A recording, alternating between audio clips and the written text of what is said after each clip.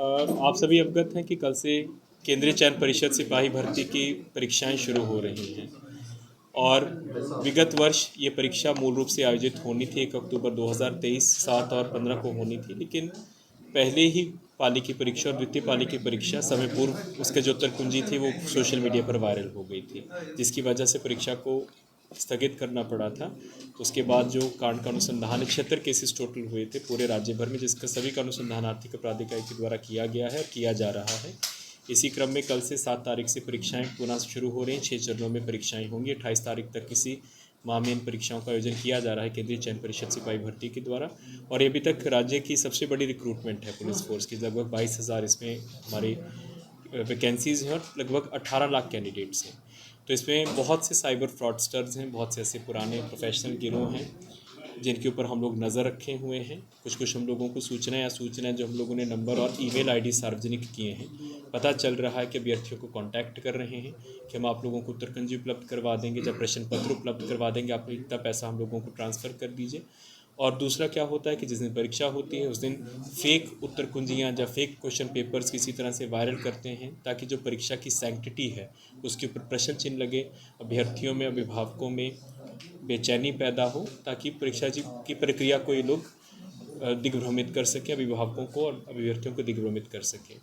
तो इस सब को नज़र में रखते हुए आर्थिक अपराध इकाई पहले से सक्रिय हो गई है। हम लोगों ने 3 दिनों से लगातार हम लोगों ने एक स्पेशल ड्राइव कराई है। इस क्रम में जो पूर्व में परीक्षा लीक में शामिल अपराधी हैं, चाहे वो भागे हुए हैं या फिर अभी बेल पे हैं, उनका सत्यापन किया गया है और जो भागे हुए हैं उनके घरों पे छापामारी की गई है। इसी क्रम में 3 मेजर जो अभियुक्त थे बीपीएससी के और सीएसपीसी के, उनको वैशाली से, पटना से और नालंदा से स्थानीय पुलिस के सहयोग से गिरफ्तार किया गया है। कल रात की ही उपलब्धि है हम लोगों की।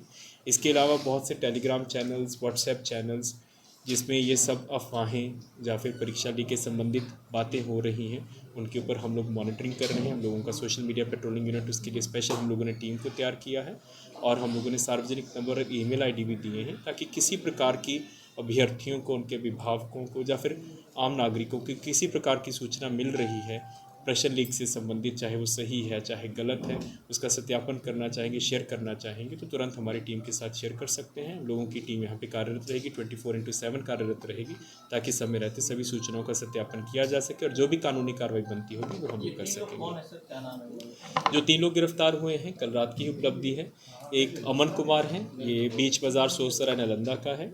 ये सीएसपीसी और बीपीएससी परीक्षा में जो संजीव मुखिया गैंग है उसका एक सक्रिय सदस्य है और दोनों परीक्षाओं में वांटेड, उसकी गिरफ्तारी हुई है।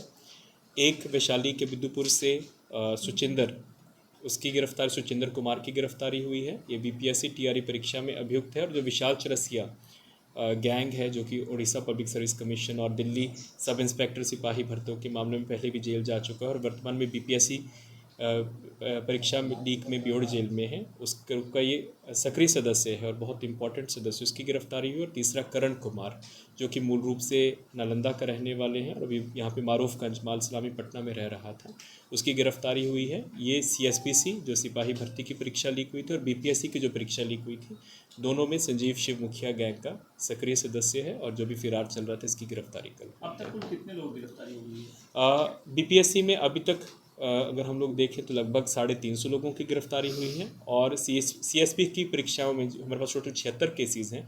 उन सभी परीक्षाओं का जितने भी 76 केसेस की टोटल गिरफ्तारी देखें तो लगभग 250 लोगों की गिरफ्तारी उसमें हुई है, अभ्यर्थियों को